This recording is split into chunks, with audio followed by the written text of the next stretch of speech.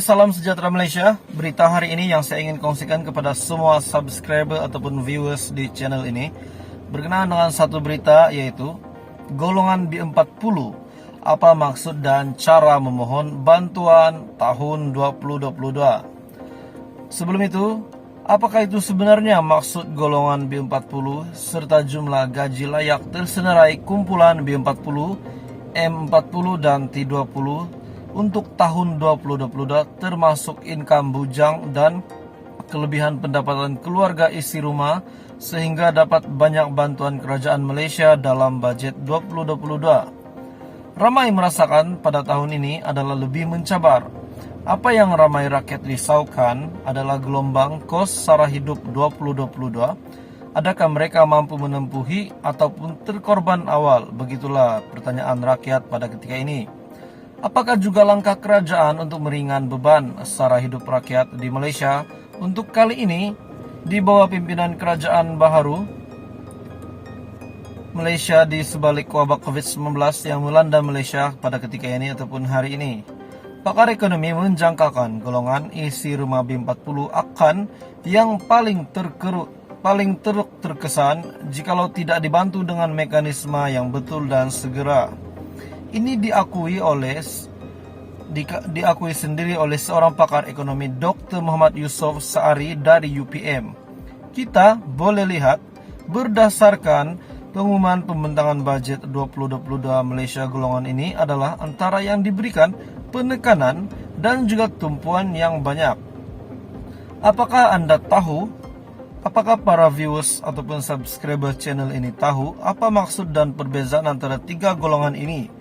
Kumpulan family, individual, dan single income, dan semak beza income kategori B40, M40, dan juga T20, serta bujang di Malaysia untuk tahun ini. Ini adalah usaha kerajaan merapatkan jurang pendapatan antara golongan kaya dengan yang berpendapatan rendah di Malaysia. Dalam masa yang sama juga, jurang tidak terus melebar setiap tahun, dan bantuan kerajaan juga tidak terus dipinggirkan untuk golongan ini. Persoalannya, ramai yang bertanya apakah itu dan siapakah sebenarnya golongan B40 dan B40 2022 ini. Apa maksud B40 yang mana gaji dan pendapatan mereka adalah pada RM 4.360 dan ke bawah. Butiran lanjut adalah pada jadwal yang termasuk syarat B40 dan M40, berapa gaji yang layak untuk masuk dalam grup ketiga ini.